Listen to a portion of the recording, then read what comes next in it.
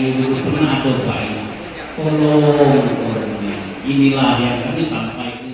Keuangan Pemkab Banyuasin mendapat banyak perhatian publik. Selain APBD yang dibebani oleh pembayaran hutang PEN, juga dibebani oleh hutang bunga dengan beratnya APBD Banyuasin tahun 2022. Diperlukan langkah konkret agar pendapatan asli daerah meningkat. Oleh karena itu, DPRD Banyuasin dari daerah pemilihan 6 berharap Badan Pendapatan Daerah Banyuasin memaksimalkan tagihan pajak perusahaan terutama di daerah Gasing yang banyak terdapat gudang dan pabrik.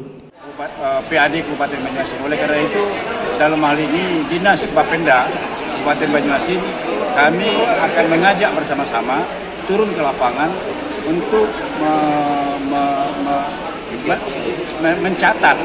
mencatat atau untuk menghubungi perusahaan-perusahaan yang ada. Begitu juga PBB, kami sudah sampaikan kepada Lurah, Kades agar mempunyai strategi-strategi agar masyarakat lebih giat, lebih mempunyai kesadaran untuk membayar PBB tersebut. Karena sumber penghasilan kita dari itulah, dari perusahaan-perusahaan, dari PBB, dan yang lain itu ya termasuk dana yang dari pusat maupun dari provinsi. Lebih rinci, Muhammad Nasir menyampaikan jika potensi pajak di Kecamatan Talang Kelapa mencapai 17 miliar, hanya berhasil dipungut 9 miliar hingga November.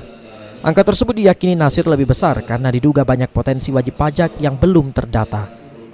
Banyak sebenarnya objek pajak yang harus kita kita jadikan pendapatan asli daerah di Kecamatan Talang Kelapa ini. Nah, hitungannya bagaimana? Sekarang dalam posisi saat ini pajak di Kecamatan Talang Kelapa itu, pendapatan di Talang Kelapa itu hanya 17 miliar.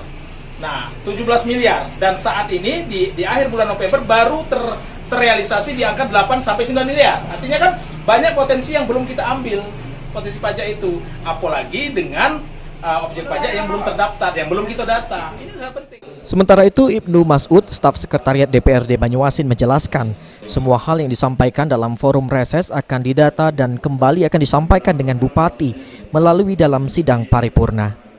Bagaimana yang disampaikan tadi itu banyak permintaan tentang rehab gedung dan jembatan, jalan itu sudah ditabung dan pertanyaan-pertanyaan tidak tertabung tadi sudah dibagikan belangko untuk Selanjutnya usulan mereka nih? Ya akan dilaporkan di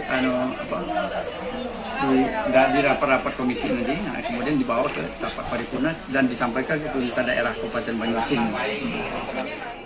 Sulaiman, PAL TV.